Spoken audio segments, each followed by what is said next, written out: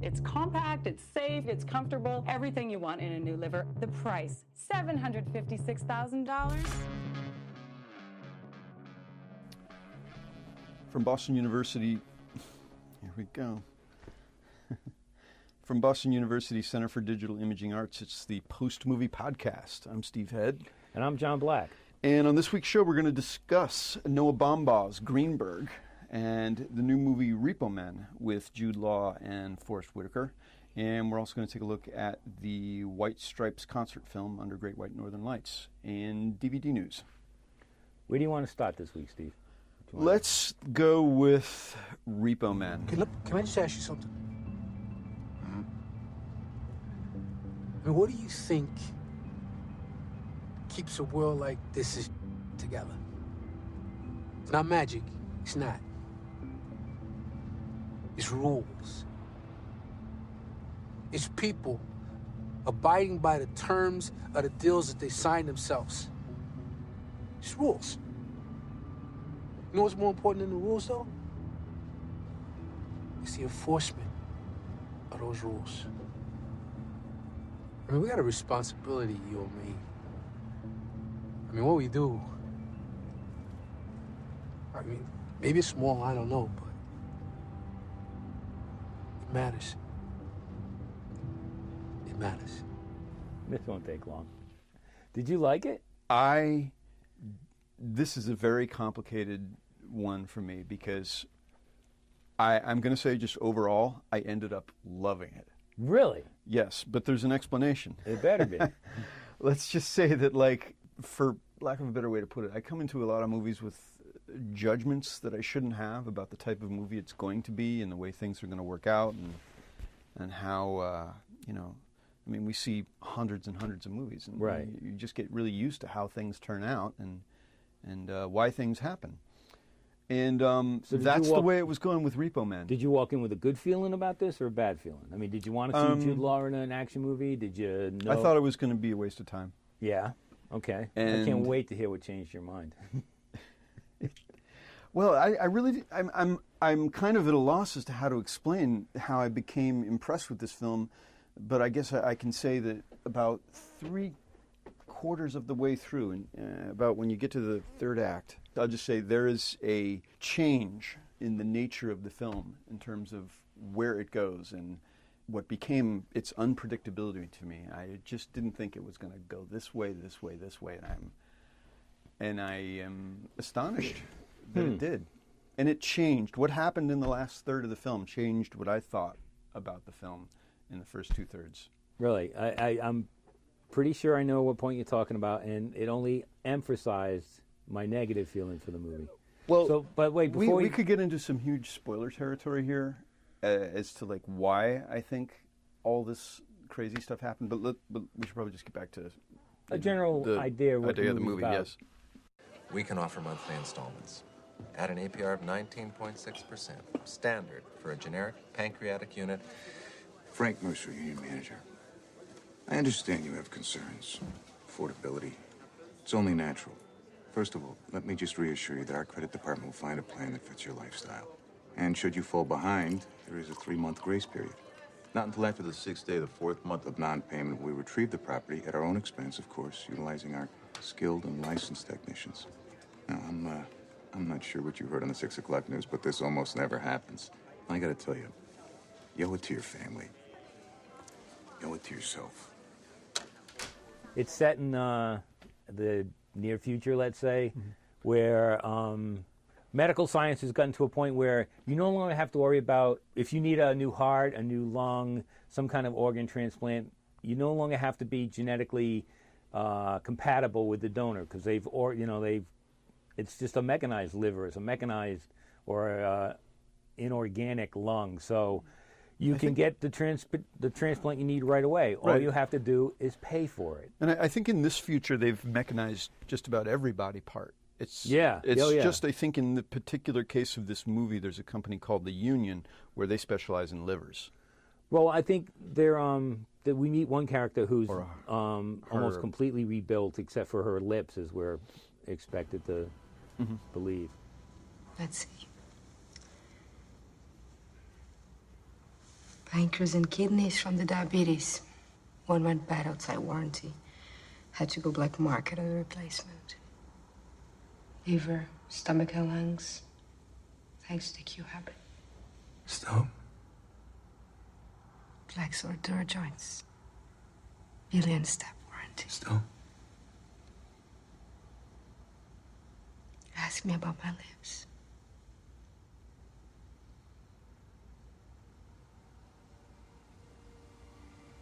What brand are your lips? They're all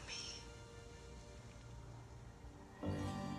But anyway, Jude Law and Forrest Whitaker play the repo men. So if you've got a union liver, let's say it costs $600,000 and you miss 3 payments, they reclaim the property. They give you 90 knock days. you out. 90 days, they knock you out, cut you open, and take back the liver. I'm from the union. Just wait. Graphically. No worries, keep it holstered. Everything's okay. I can pay. Sorry, that's not my department.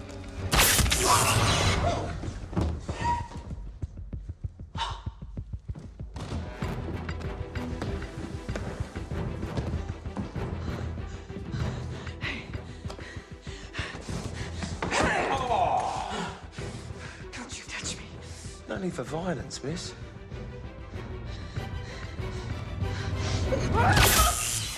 I mean, I guess their reasoning behind that is like, well, you wouldn't be alive anyway.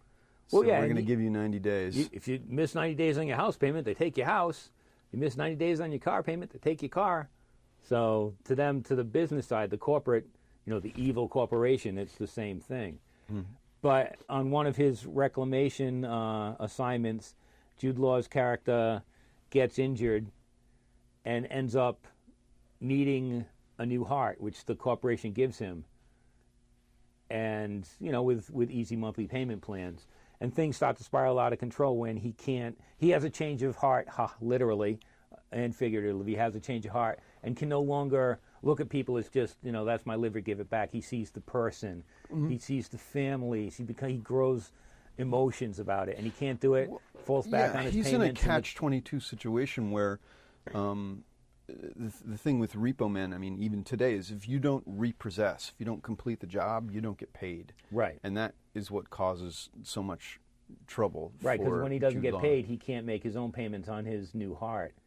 And now when he falls behind, the corporation wants his heart back.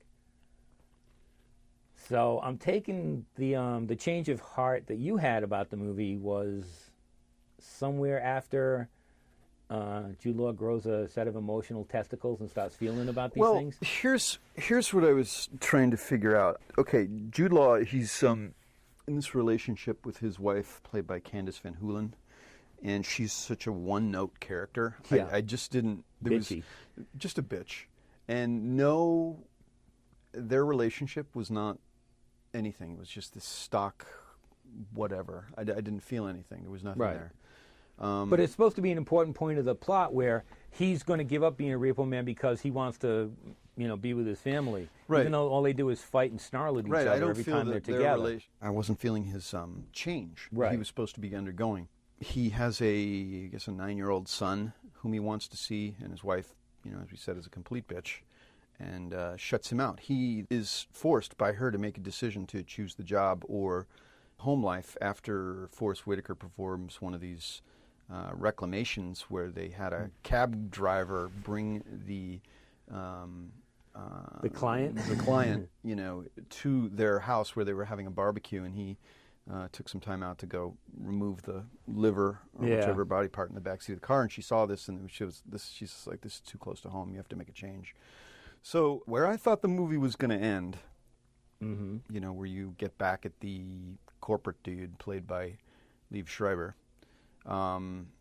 it went in a different direction in the sense, okay, he meets the very sexy Alice Braga, who's had most of her body replaced by mechanics. Right. Of course, you couldn't tell, but I was reminded of an episode of Futurama where the characters go into the underworld and they meet the mutants.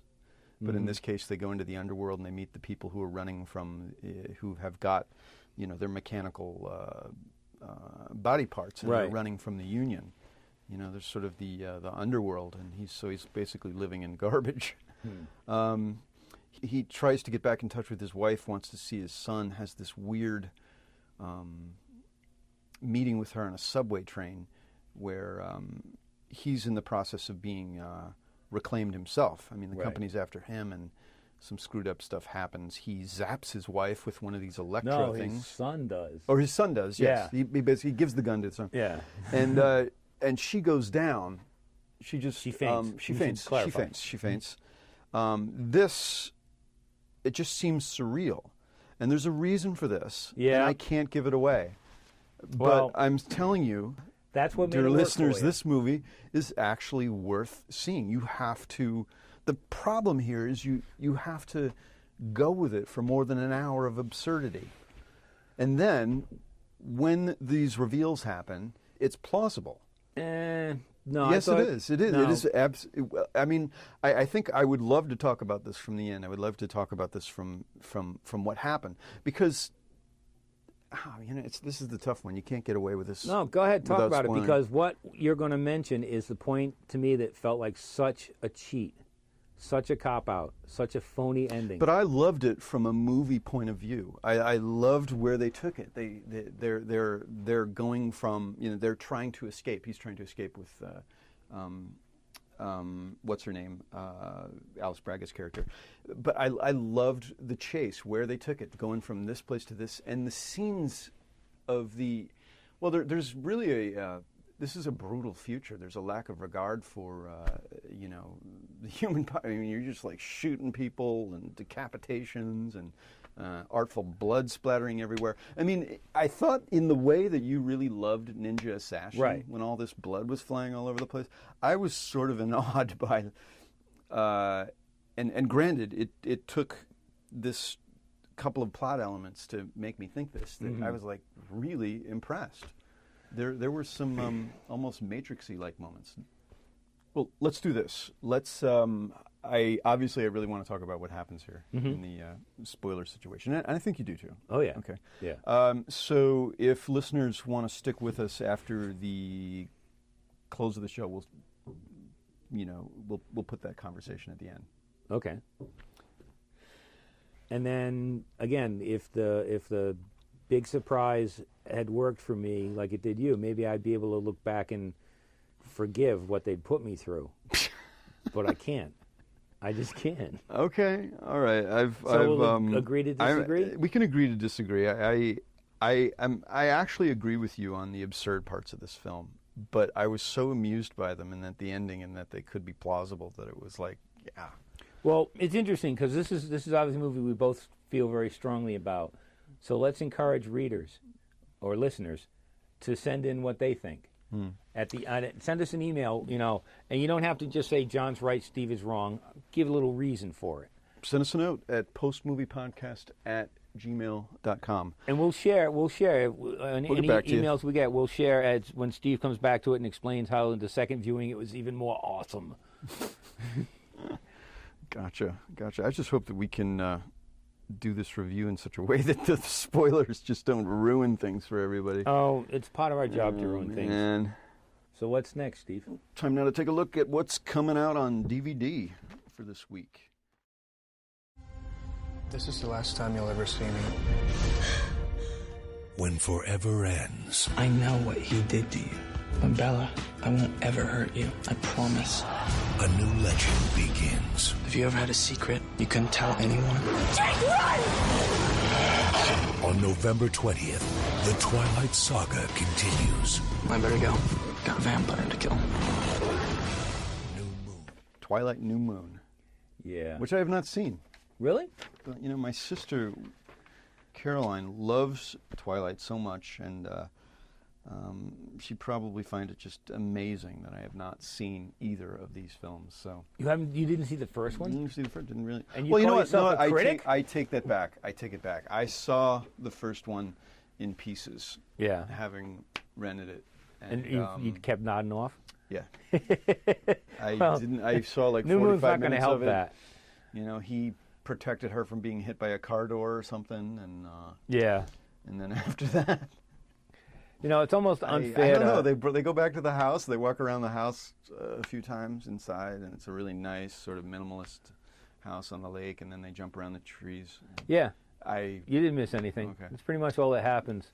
A little more happens in the second one, but it's the same kind of lethargic. It's the most lethargic vampire story I've ever sat through. I think they can make these things so quickly. It's like, you know, the new one's coming out this summer, and it's like making it looks like they're making a TV show. Yeah, I mean, there's no, for vampire fans, it's ridiculous. There's barely anyone even gets bitten, you know, and all the rules of vampirism, and now in the second one, werewolf lore is all thrown out the window because it's just an excuse for hunky guys to take their shirts off. All the werewolf guys in this movie walk around, you know, like flexing their abs before they turn into computer-generated nonsense.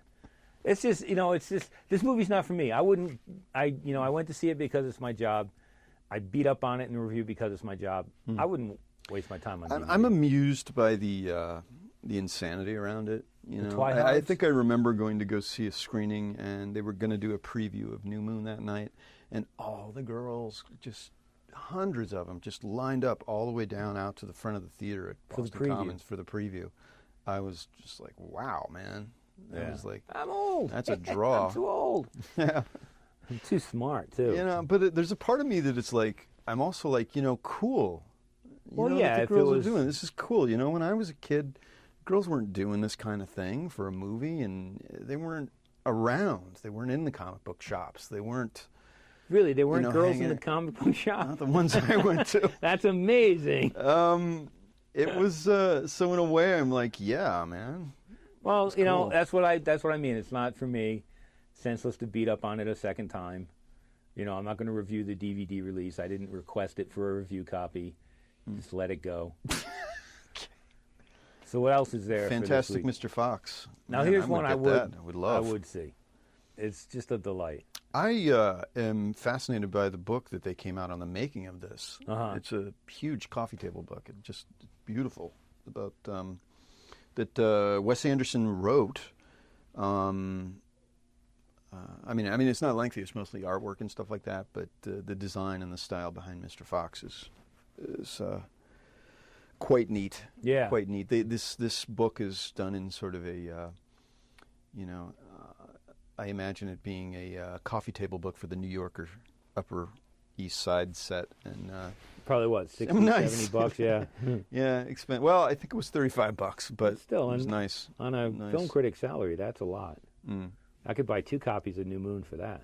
Well, I want to say one thing I'm hoping we can do for readers is be able to do book giveaways, which I think we will be able to do soon. I think I can confidently say we'll be able to. Well, speaking of giveaways, we did give away our first DVD last week to Jared Stern. And I'm so happy to be doing this because I don't want it. He's going to get a copy of Old Dogs, and good luck to him. You know, he'll be surprised. I am not responsible. It's like it's he. You know, if he doesn't like it, tough. I warned him. I warned everyone ahead of time that movie stunk. We tried to give that movie away. I Facebooked it. Nobody. I don't think it's us. I think it's the movie. If we were giving away New Moon, we'd get some attention. But we're giving away Old Dogs. People were like, come on. Yeah, I said, well, you know, it's like, here's a disease. Yeah. Sorry, Jared. But on a lighter note, I've got a contact at Viz Media, who do a lot of anime. They do the Bleach series, they do Pokemon, they do Clover and Honey, which is an anime about kids at art school, Naruto, bunch of ongoing series from Japan in Japanese anime. Anyway, they were nice enough, and it's a great company. I would say that even if they weren't this nice, but they sent us a lot of DVDs to give away. We've got Pokemon DVDs, we've got Bleach DVDs, we've got Naruto DVDs. They're not like the entire box set. You know, the Bleach series has been going on for years. So this is like, I think it's number, I don't know the exact number, but it's the latest one in the ongoing series. It's the latest Naruto. It's the latest Pokemon. So these are new DVDs, and I'm just looking for people who like anime. Don't just do it for the free DVD. You know, if you're into anime, drop me an email, and let's say you tell me about your favorite anime character from the Viz world. It can be a Pokemon, it can be from Bleach, or it can be from Naruto Shippuden, I think it's pronounced. Tell me who your favorite character is, why. If it's a good enough email, or if we get a lot of good emails, we'll pick them out of a hat. But send me an email, talk to me about your love of anime, and you can win a copy of one of these DVDs from Viz Media. You can email John at postmoviepodcast@gmail.com. And don't forget to check us out at postmovie.wordpress.com, which is also soon going to be post-movie.net, we hope, we believe. You can also Facebook us. That's another way to get in touch with John. But for the anime DVDs, send us an email, postmoviepodcast@gmail.com. We'll announce the winners next week. And guess what also is coming out? What? Brothers and the Blind Side. Oh, and Men Who Stare at Ghosts, which we didn't, I think came out the week before we started doing the podcast. Brothers, The Blind Side, and Men Who Stare at Goats. Okay, Right. You're on a desert island. You can bring one of these DVDs, and you're going to watch it for the rest of your life. Which one are you bringing? Oh, Jesus. Well, it sure as hell isn't going to be Brothers. No? I maybe should take a chance on... I should have gone one further, because the next movie that's coming out is Terrence Malick's Days of Heaven. Have you ever seen that? I have not. I have not either. You're And, gonna and fucking it's kill me, one of those man. things, yeah. The film purists are like, what the Yeah, it's going to be like that old show. They're going to come and rip the stripes off, of our critic shirts. How and, are you we'll going to be able to exiled. review Tree of Life, the most anticipated movie of 2010? You haven't seen Days of Heaven. I'd like to see it. I'm not a huge fan of Terrence Malick. I haven't liked what I've seen so far. I know he's a critic's darling, but what was the war movie he did? The Thin Red Line. Yeah, that I have that annoyed sitting on the my hell shelf. out of me. I dig that. And he also New World with Colin Farrell. Yeah. Well, Terrence Malick, I've seen his. I haven't seen Days of Heaven. He makes a movie every 10 years. Something like that. Yeah. And from the couple that I've seen, I've seen Thin Red Line and New World, and boy, he's not really concerned about keeping it around 90 minutes. He takes as long as he needs to take. And yeah. If you're gonna fall asleep, so be it. So, all right, but let's he not won't bring. explain why. Unless we we can do wanna, an interview. I mean, it's, yeah. Why are you so boring? We're not going to bring obviously Days of Heaven to the island because we would just sleep through it. But out of those three, seriously, which would you take to your desert island? I don't know. Yeah, maybe Men Who Stare at Goats, and I haven't even seen it. So you saw The Blind Side. I'm really to roll the die. Oh God! I figure I'm taking The Blind Side because I'm alone on the desert island. It's Sandra Bullock. I would, yeah, scratch that. I would take The Blind Side. Yeah. I've been unnecessarily harsh on it, and I've seen it twice now, and not great. I think it's definitely overrated, but good. Yeah, yeah. I won't get our good friend Sean. When he hears this, will probably stalk us, but he just hated that movie. I didn't hate it. I like Sandra Bullock. Yeah, it's kind of like a big budget Hallmark movie. I don't think it's very believable, even if it is based on a true story. And Men at Goats, it was funny, but mainly because it's like the problem with Men at Goats is like you're watching George Clooney in it, and you're going, George is being silly. I shouldn't feel that way. I should be involved in the character, not the fact that George Clooney's being silly or Jeff Bridges is being stoned again. And the whole story about a secret military experiment where men took drugs to. Why does it seem like mentally George communicate? Clooney being silly just still comes off as egotistical. It's George being silly. And Right. He's not. He's a movie star. He's not an actor. There's a difference, and he's a movie star. He doesn't really dig deep too often and give a good performance. I think he did in Up in the Air. But most of the time it's either the cool, smooth-talking hipster or it's the goofy George with a cheesy mustache, and that's what you get here is the goofy George and a cheesy mustache. So do I want to be alone on a desert island with George Clooney and a mustache? No, not when I can, fantasize about Sandra Bullock. Even if she is, talking in a bad Southern accent, she still looks pretty hot in it, and I'm alone on an island, and I have no apologies. Should we move on to Greenberg? Yeah, let's shall we? Yeah. I'm off the island now, and we're gonna. I come back to civilization, and I'm stuck watching this piece of crap called Greenberg. Wait. Let's play a clip. People don't call on my birthday anymore. I guess they don't call people on their birthdays. Why should they call me? I didn't call you. When's yours? November. That's right. I'll call you this year. Way over there. We're taking her to this side. Laughing already demonstrates appreciation. The applause seems superfluous. And also, it's like, just treat the restaurant like it's your living room, guy. I'm weirdly on tonight. So we order. Maybe I should have invited Florence. Or I should have had a party. Birthdays are hard, man. It's weird aging, right? It's like, what the f is going on? I know. Youth is wasted on the young. I'd go further. I'd go, life is wasted on people. You just heard a clip from Noah Baumbach's Greenberg with Ben Stiller and Greta Gerwig and Rhys Ifans and Jennifer Jason Leigh. But it's really a Ben Stiller, Greta Gerwig. Yes, and maybe I jumped the gun a little by saying it was a piece of crap before we got into the discussion. Steve, what did you think about Greenberg? This is, I think it's a fine film. It doesn't propel, it doesn't move the way a movie should. Well, it's one of those glimpses of life kind of things that's so real it hurts. Like in movie world conversations, things tend to be somewhat trite. Here, the conversations that Ben Stiller has with people he's sort of a petty character. He was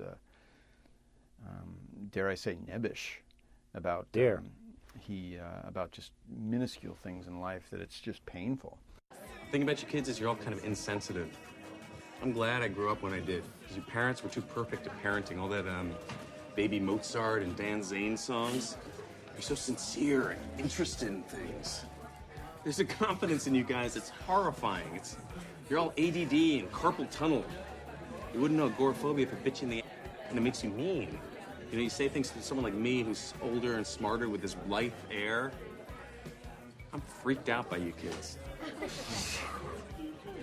Hope I die before I end up meeting one of you in a job interview. His character has recently been released from they refer to it as a hospital, but he's careful to correct people. It's a mental hospital, which is not the same thing as a hospital, not a physical ailment hospital, but a convalescence of sorts. And his brother, who's sort of like a hotel magnate of some, he's opening up a new hotel in Vietnam, so the family's going over there. The brother takes his whole family over to Vietnam for 6 weeks, and Ben Stiller house sits. And Greta Gerwig is actually doing the actual work of the house sitting. She's checking up on the house. Right, she's like the dogs, taking care of nanny things. to the kids or some kind of assistant to the family. So the she's nanny there. to the kids. So she stops by every now and then, and that's basically how they meet. He's in the house, and she's there every now and then to take care of whatever one does. Water the plants, feed the dog, take away. the mail. And that's kind of, the movie is sort of like biding time. That's what he does. He doesn't have a day job. Their conversations he strives to do nothing. I'm impressed by you. In what way? I don't know. I mean, you seem really fine doing nothing. It's like you don't feel all the pressure to be successful. I mean, by other people's standards. You know, I almost had a record deal when I got out of college. I haven't done nothing. Cool. I want to be doing nothing. I'm doing nothing deliberately. That's what I'm saying. I don't know that I could do nothing and be that cool with everything. Well, there's so much crap out there. Mahler's not at home. You could stay over. Wink, wink. I'm not supposed to, I'm trying not to. What? Yeah, okay. That's his goal in life, is to do nothing. And he writes letters. He writes letters to newspapers and Starbucks and anyone who pisses him off. They are sort of amusing letters as he's writing them, and then the voiceover is narrating, what he's writing, and it's so just like it's kind of like he's spinning this wheel that no one's really going to care about, and he's kind of leading this meaningless existence, and he's so particular that it actually his supposed music career imploded because he was so particular in sticking to what the artistic aesthetic ought to be, which kills so many. It's a music career that took place artists. when he was in college 20 years ago. And they could have had a record deal with Rice Iphens, who was his bassist, lead guitarist or something. But anyway, the band thing didn't go through, and they still sit there 20 years later lamenting it. And he's like I would describe Ben Stiller's character as like a mental gadfly. He's just not grounded in anything, and he bounces around from people to people, place to place, meaninglessly. So the movie really it seems intentionally directionless, but I find it enthralling. I find it interesting to watch. I mean, there were some parts of this movie where I saw, I can see parts of my life, as people relate to certain things that go on, and I can see that in Ben Stiller's character. But it doesn't really have. I'm inclined to think of Andrew Bajowski's films, if any of our listeners have seen that. Or anyone else in the room has seen one of his movies. Beeswax, Funny Ha Ha. No. He was also in.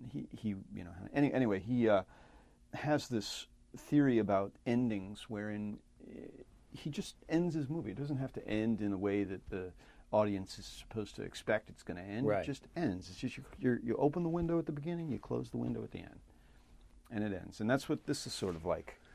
See, I agree with everything you said except for my liking of it. I just found nothing to latch onto in this story about a guy who strives to do nothing, who spends almost 2 hours annoying everyone around him. He's whiny, he's angry, he's shiftless, but I felt nothing, and it wasn't even a matter of liking him. I didn't feel I needed to like Stiller's character, but I just saw no point in watching his story. Well, one doesn't really know where he's going. He's living in the past. He doesn't really have a future in mind, it seems. He's living in the past. I don't even think he lives in the past. I kind of think he lives. Period. Well, the fact that for example, he has this party at his brother's house, which is obviously, it's like the thing that you should never do when your house. Well, his brother's older daughter, comes home suddenly, and she's going off to Australia like the next day, so she has a going away party. And this is where his life is. He can go on a whim if he wants to do that. This is how he sees his future. I've just decided what my future is going to be right now, and tomorrow I'm going to Australia, or actually this afternoon. So he actually decides to do that. I'm not going to say what happens, but it's kind of like what's going on in his mind. It's uncomfortable. I was bored, so I didn't reach uncomfortable. I can see that there are boring parts of this film, but that's Noah Baumbach's style. And Squid and the Whale, it's these, his movies take place in these, big townhouses, in these apartments. They're all in, people's interpersonal relationships in hallways and bedrooms and kitchens and things like that. And he puts these period things together well. And I think if I didn't latch on to what I felt these characters were about, it would be boring. And there's parts of this movie that are boring. Greta Gerwig is interesting. She's been in a lot of indie movies before. It's nice to see her have a better role. I did like her. This is a for real big movie role for her. Yeah, in the sense that she'd done Hannah Takes the Stairs and Baghead, right, with the Duplass brothers, which I thought was strange, terrific. She's got a good screen presence. She's kind of the same goofy chick in most of her movies, but she's interesting on film. So I enjoyed watching her, but the rest of the story. This reminded me of when Woody Allen got serious. Remember he did all those comedies, and then he wanted to make serious movies? Interiors. And he did Interiors, and then he did September, and he did all these movies set in a house where it's just people talking. I only watched them because they were Woody Allen movies. I never go back. I can watch Sleeper 10 times, but I can't watch September again because I don't care about these upper class people sitting around talking about their troubles. There's nothing compelling or nothing for me to latch onto in the story. Yes. We differ on that. I enjoyed Margot at the Wedding. Oh, did you? Yeah. Really? Mm-hmm. Ouch. I own it. You own it. All right. You want to give it away? We can have a DVD contest. We can give this one away. Admittedly, I bought it because I was amused to see that Jack Black was in it, and he doesn't play really far from who he is in real life. Yeah. But, I did the junket for it. It's more. You did? Yeah. Well, it's more. I was very quiet in the junket. It's just a conversational. You know what I'm saying? Yeah, We're just sitting like I around said, talking, there are some movies that work. I mean, what is it? My Dinner with Andre is the classic conversation. It's just two guys at a table talking. Mm. But I can watch that. I think their conversation's interesting. I didn't think any of the conversations here were interesting. I couldn't get a handle on what was wrong with Stiller. That is a mystery. Yeah. We're told that something is wrong with him, and I think that people don't see it until he makes decisions that are sort of like, whoa. But he never sticks to any of his decisions either. Plus, it was when we were at the screening yesterday, the first time Stiller comes on screen, another critic leans over and goes, "Why is he wearing so much eyeliner?" And I was like, "Really?" He looked a little emaciated. Yeah, he just I don't know, it just didn't work for me on any level at all, and I was watching my watch more than the screen. Well, his character is sort of inept at the daily. He's irresponsible, and he doesn't have much in terms of integrity. And his brother gets really pissed at him for entrusting him with stuff, and he's, just sort of like simple things, like, what do you mean the pool doesn't get flooded when it rains? Don't you know? I mean, like, yeah.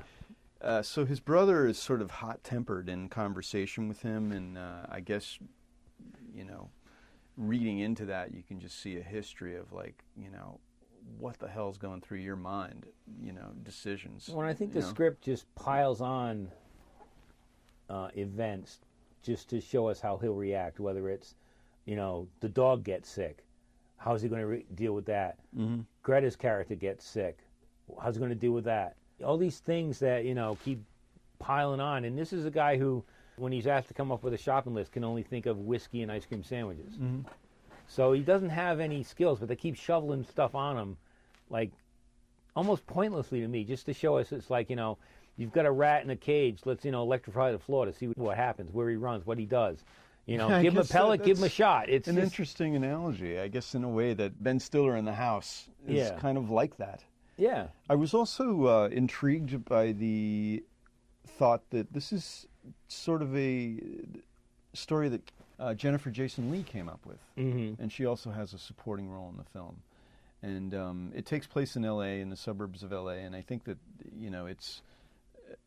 I also saw it as a glimpse of something that's going on in her life, as a glimpse of, like the way her suburban life or something like that in L.A. There's something, obviously, she was involved in. And she plays this character who is closer to... Well, we should also say that Ben Stiller's character... Does he really have a relationship with Greta's character, Florence Singer? She thinks he does. She's definitely the person he spends the most time. They're relating. I don't know if they have a relationship. They're relating, but they agree that they don't see themselves together as a couple. That's pretty obvious. But Roger sees that Beth, Jennifer Jason Leigh's character, is right for him. But she doesn't see that. So there's like, they were together, I guess, in the 80s for a while. Yeah. And he messed that up. But that has his feelings about her have no context in reality. He just shows up. A lot of things he does, doesn't he? Well, yeah, that's just it. He shows up 20 years later and he's trying to relate to people he hasn't seen in a long time or he has no concept with. It's like going to your high school reunion and thinking that girl you dated at the prom is still into you. She's not. She's moved on, and you haven't. Right, which is a lesson that he learns from his guitarist buddy. Yeah, Rise Ifans, that life has passed. He's just living in another world. He's either living in the past or and thinking about something else. Doesn't even know that the guy has a son, or what his son's name is, or something like that. It's just there and not there. It definitely it's Greenberg's world, and I don't want to go. I would see it again. You would see are you going to double feature it with Repo Man? I would do that. Really? Yeah, I would. Wow. I'll have the EMTs waiting outside. I'm going to watch Margot at the Wedding again. Yeah, well, I will not let you talk about it on air. I just won't. I don't know why you would. And I've never seen Squid and the Whale. People tell me, that's just it. Man, I really felt that movie. Yeah. Jeff Daniels' resentment for his wife when she starts becoming a successful... Is he the squid or the whale? Is there a squid in the whale? I don't know. See, that's just it. I'd be looped in thinking it's one of those monster movies about a giant squid fighting a giant whale. But there were some moments in there, that movie, that to me it reminded me of like Kramer versus Kramer, where there's a scene where Dustin Hoffman is in the courtroom with his wife who left him, Meryl Streep, and she's on the witness stand and sort of humiliates him, and you could feel the hurt. Yeah. And there's something that Laura Linney does to Jeff Daniels' character in Squid and the Whale, where she inadvertently humiliates him, and and the hurt. I'm led to wonder if this is something that Noah Baumbach is. He's working out some issues that, on the screen. It seems it's like unintentionally hurtful. You don't mean to hurt the people you love, but at the same time. And do you think Greenberg's doing that? Because he steps on people left and right with his. He comments. He says that he's a really good guy, but he's really good at hurting people. Yeah, or something like that on the phone. But boy, his letters are great. Wow. Starbucks' attempt to manufacture culture through coffee. Dear Starbucks, in your attempt to manufacture culture out of fast food coffee, you have been surprisingly successful for the most part. The part that isn't covered by the most part sucks. Yeah, right. All right. White stripes. White stripes. All right, yeah. That's our review of Greenberg. And now we're gonna hopefully it's a movie we agree on this time.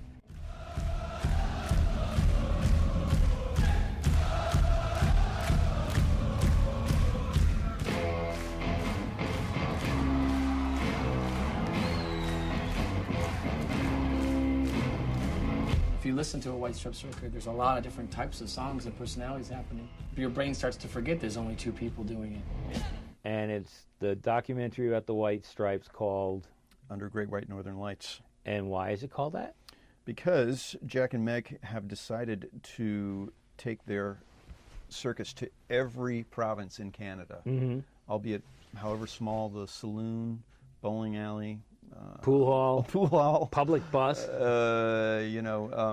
old people's home, boat, wherever. Yeah. They're, taking it on the road, and so during the release of their last album, I guess a year or so ago, they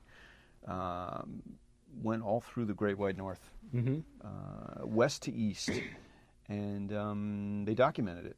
Yeah, and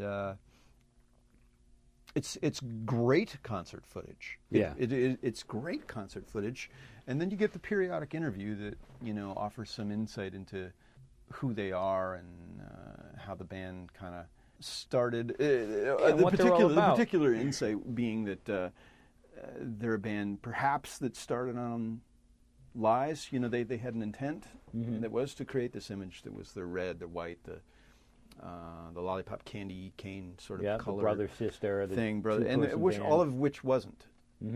So there's sort of this band that is, and they aren't. They are very talented. I mean, he's an incredible guitarist, and the emotion and the energy and the love that they put into their music is it's insane. It's so cool. Yeah. But then they aren't, they aren't these things that they're not as premeditated as at the beginning, and but all in all, it makes them intriguing. I think the biggest misconception is probably that every single thing about the White Stripes is premeditated. The music is really completely in charge of us. Well, that's what I liked. I'm not a huge fan of their music. Me neither. They do play it with intensity, and I admire that. But it's just not music I like. I don't like the White Stripes. But I loved the movie, and the reason I loved it was, and it takes off from watching This Might Get Loud, the documentary about the electric guitar, which had Jimmy Page from Led Zeppelin, The Edge from U2, and Jack White talking about playing guitar. And even in that movie, he was just like, he plays this red plastic guitar he got through the mail, and he wrestles with it every night to get sounds out of it. And this is the guitar he uses through a lot of this show. And it's just, I admire the way he thinks about music. You know, he goes to some of, you know, he doesn't have to. White Stripes are big enough to play, maybe not stadiums, but big shows anywhere they go. And yet he'll play in a pool hall. He sings The Wheels on the Bus on a bus. Oh, yeah, on the bus. Because to them, and he talks about this a little, it's like, those are the shows that are unique and different. You know, when you play a bowling alley and you actually bowl between, you know, choruses, and there's 100 people in the bowling hall, that's a moment you can't create the magic of playing at that bowling alley, or sharing songs with Native Americans at an old folks home, or things like that. You can't.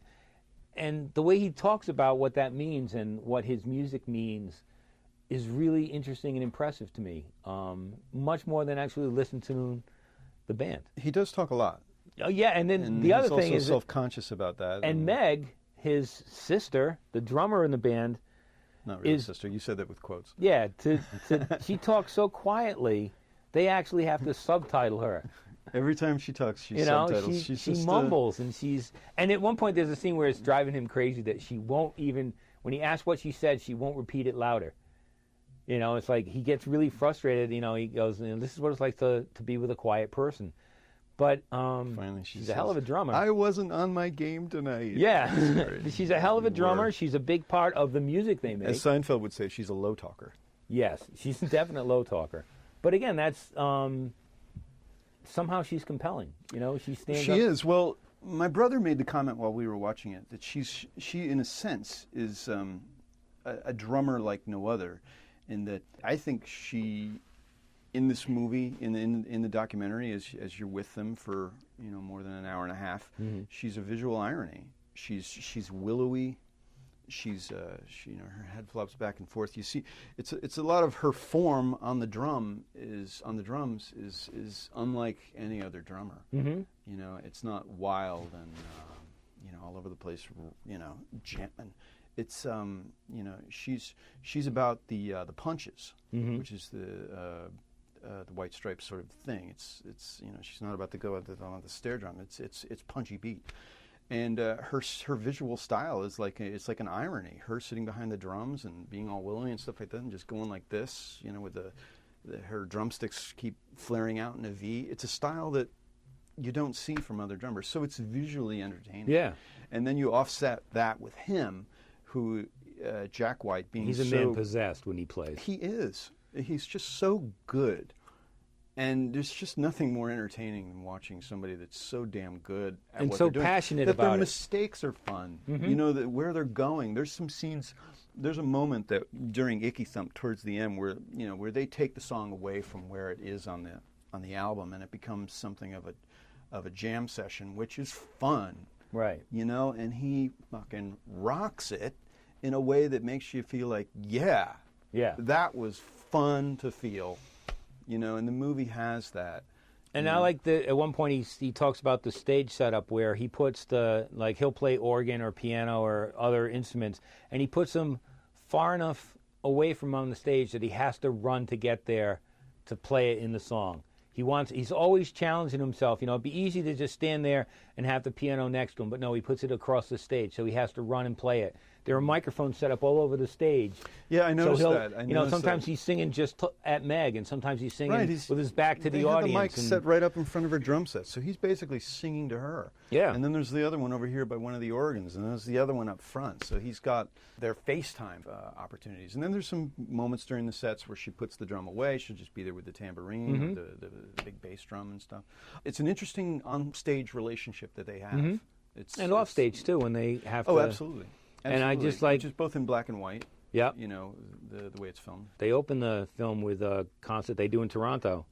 It's the one-note concert, and there's a couple hundred people waiting, and Jack and Meg get out of the limo. They go up on stage, they play one note, get back in the limo, and take off. And I'm like, you gotta love the ballsiness of that. It was a free show. Yeah, free so I don't show. think anybody had to worry about getting their money. Right. worth. So there's a couple hundred people there, and they come out and they're bomb, one note, off they go. And I was everybody's like, chanting, one more note. Yeah. And it's not an arrogant thing, it's a fun thing to them. He just seems to, as passionate as he is about music, he also obviously loves what he does and sees the fun in it. You know, when he's they're doing a show and there's a little kid who wants to sing, he brings him up and lets the kid sing, and just the joy of what they're doing every night blows me away. I'm not a big fan imagine of this is had I had the opportunity to interview the director, and I was in Toronto and I missed the screening for this, but I thought that it was interesting enough to try and get some coverage. Sure. So at some point we was going to do an interview with Emmett Malloy. They'd agreed to it, but we actually didn't connect on it. He's the director. Yeah. And one of the questions I was going to ask him is, this looks like a tour that, considering the places they played, you have to wonder whether if they turned a profit, it wasn't a huge major thing, because they're doing free shows. They're performing in, some coffee house. Where did they go? White Snake, Yukon. Yeah. Somewhere in the Yukon. Way the hell out there, which was really cool. But yeah, I was led to wonder, like, boy, this was some really putting some money out there and taking your camera crew, and then they had their roadies, which you see in the film, who are dapperly dressed. They're not, like T-shirt wearing Metallica type of guys. Yeah. It looked like a fun excursion, and the way it's filmed is I don't think there's, at least I don't recall ever seeing a stationary camera in the whole thing. It's the concert footage is, it alternates between grainy color and black and white. They zoom in and out on Meg, and like even when they're out of focus and in focus, it all just works in a seemingly artistic sort of way. I mean, I don't think there's a really strong narrative. It's not about that. I mean, it's about getting to know the White Stripes. Mm-hmm. And it's their 10th anniversary as a band. You learn, you do see footage. You see some quick footage of their actual very first performance. Mm-hmm. Yeah, in Detroit.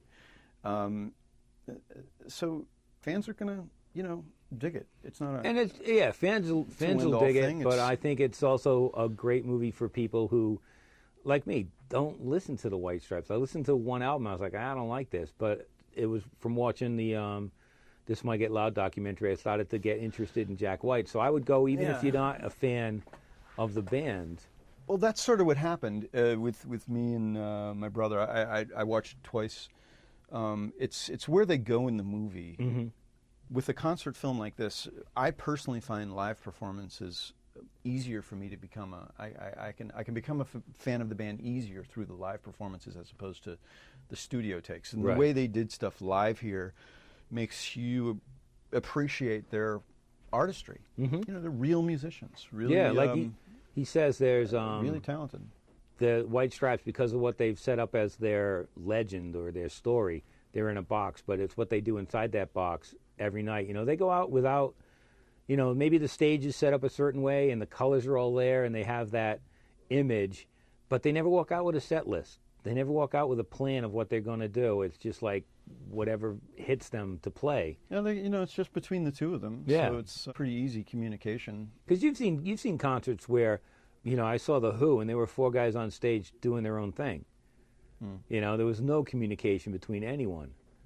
And you see that in a lot of bands. They just, I'm the bass player, I'm playing the songs, and that's it, or I'm the drummer. They are very into this for each other. Yeah. You can tell in her eyes, by the way he really rocks it on stage, but he is in never any way, he's always about, he seems to be a perfect gentleman around Meg, even though he's got the mouth and all the blah blah blah blah blah blah. I mean, he's reverent to her. Yeah, and she really did. They have a magnetic. Well, that's connection. how brothers and sisters are. So we would of all the movies we talked about today, this is the one we agree on. That is. All right, so I would pay to see this.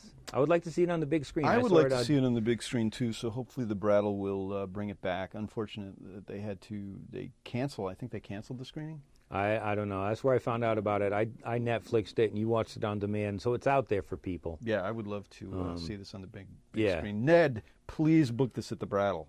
I will go. And we'll tell you about it if we can. I will tell other people to go.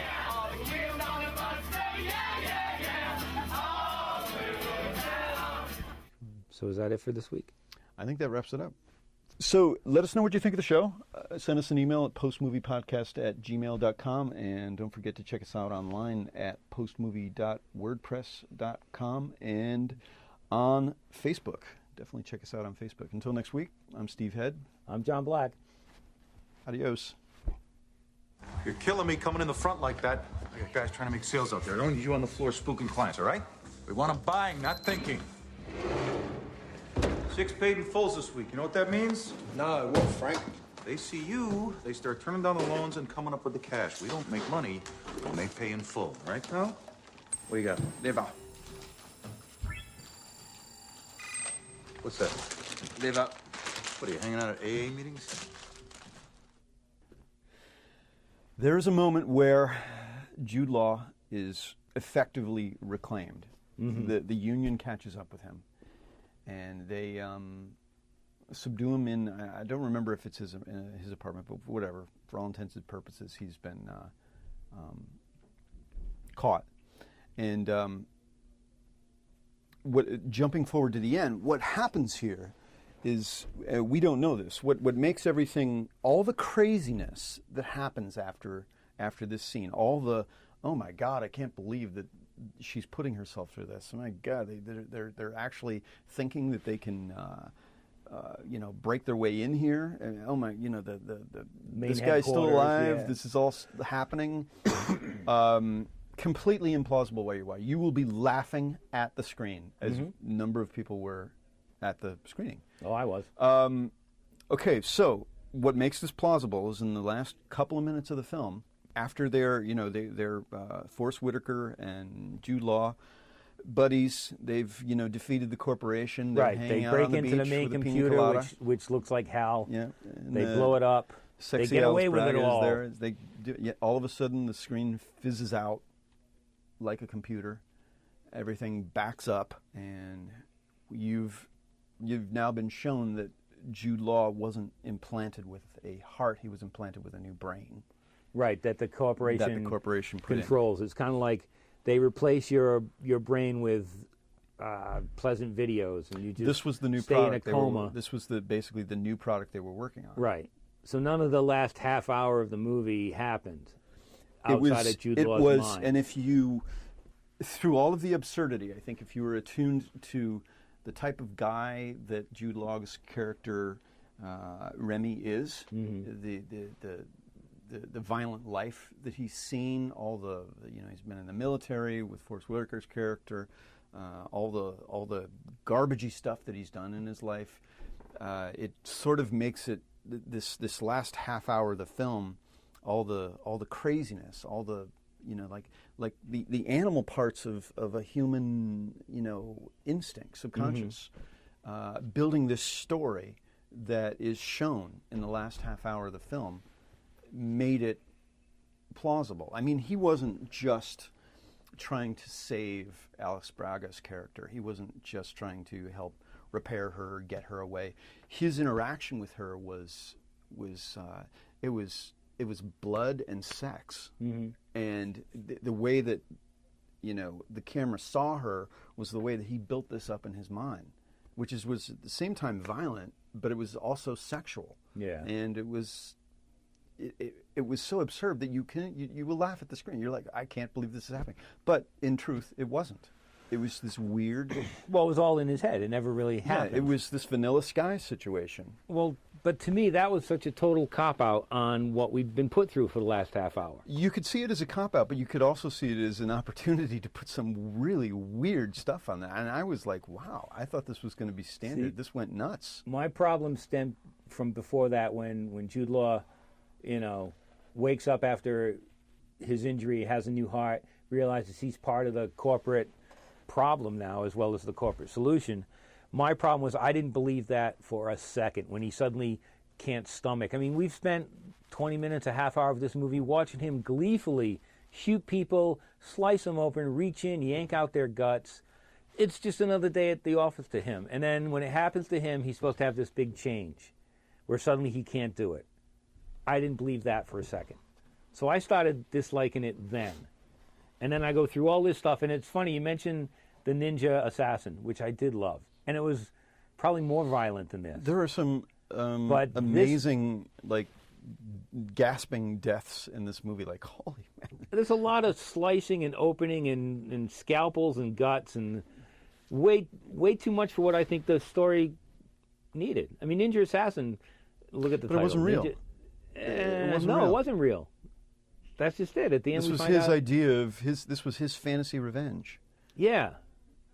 But it didn't, knowing that at the end, I just felt cheated. It was like in Brazil when you find out the last 45 minutes of Brazil took place in Sam Lowry's head. I was like, what? Have the ballsy conviction as a storyteller. Yeah, well, there's a good point. That's a good point there.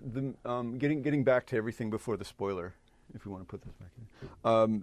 The movie is incredibly derivative. I mean, if I mention... I fear, if I say, trying to convince somebody to see this movie, there's some movies I would say, it's like Blade Runner. It does have the Blade Runner. It looks like Blade Runner, yeah. It has, it looks like they stole the sets from Blade Runner. Their wardrobe is sort of RoboCop-ish in a way. It's got that sort of 80s science fiction feel to it, which was, cool. It also, but it's incredibly, in a sense, like derivative of, in a spoiler sense of, again, maybe this part should be at the end. Vanilla Sky, because the union's selling you something, but this union isn't as nice as the one that Tilda Swinton runs in Vanilla Sky. But it's also on. Did you see Repo, the genetic opera? No, but that was another one I was thinking about. Which is the same story, where it's definitely the same story. There's a guy who goes out and collects organs, from the living, but that's a musical with Paul Sorvino and Paris Hilton. And it's campy, it's just as violent, but it's campy, it's fun, and I will never forget the final scene of that movie, which is Paris Hilton singing with her face removed. To me, that's an image I'll always, not treasure, but I'll always remember. I'm not going to remember any of this movie in a week. I, on the other hand, am eager to see it again. Really? Yes, I am. I thought I enjoyed Forrest Whitaker's performance. I can imagine, I've been fortunate enough to interview him a couple times and talk about some of the goofier stuff he's done. Like he really enjoys the Twilight Zone and those types of things. And I just, having been fortunate enough to talk with him about that, I can see on screen that he would have fun with this movie. Yeah. And this was kind of his thing. And his character, although I had sort of thought that, obviously his ex-partner is going to be the one who's going to, get the job to bring him in. Yeah. But it became more than that. His character sort of came full circle. Even if it was in a fanciful version of friendship that Jude Law's character invents is strange. But I could see him really digging it. And I thought that, pretty much everything Forrest Whitaker does I find riveting. Well, it'd be interesting. I actually want to come back to this. Even though I didn't like the movie, I want to come back to it when you have seen it again. Because remember Bruce Willis, M. Night Shyamalan, Ding Dong, what was that movie? Sixth Sense. Sixth Sense. It had the big surprise ending, when you realize everything that's been going on. When you go back and see it a second time, you can see clues of what's going on throughout the whole thing. Mm-hmm. And the ending still works. It's still a surprise, but you can see how it's set up very subtly along the way.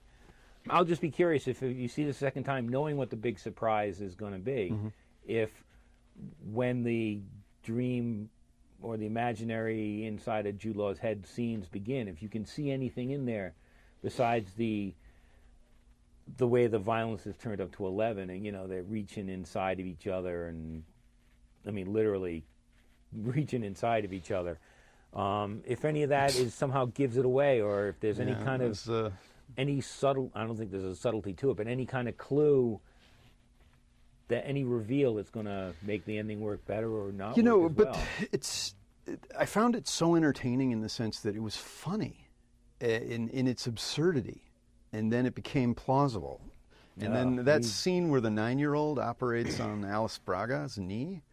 That was the only time I laughed. When there was the young girl who does the surgery. That was the only time I laughed because I thought it was clever. The other times I was laughing at the movie, not with it. Well, yeah, people were laughing at the movie, but when we came out, there were a couple of other journalists that said, "I loved this movie. God, name I names. loved it. Put them on record." Because I just thought. Actually, the truth is, they did say, I don't know who the journalists were. Okay. I don't know their names. But I really loved Alice Braga's character, Beth. I thought she was mechanical. This was just a strange.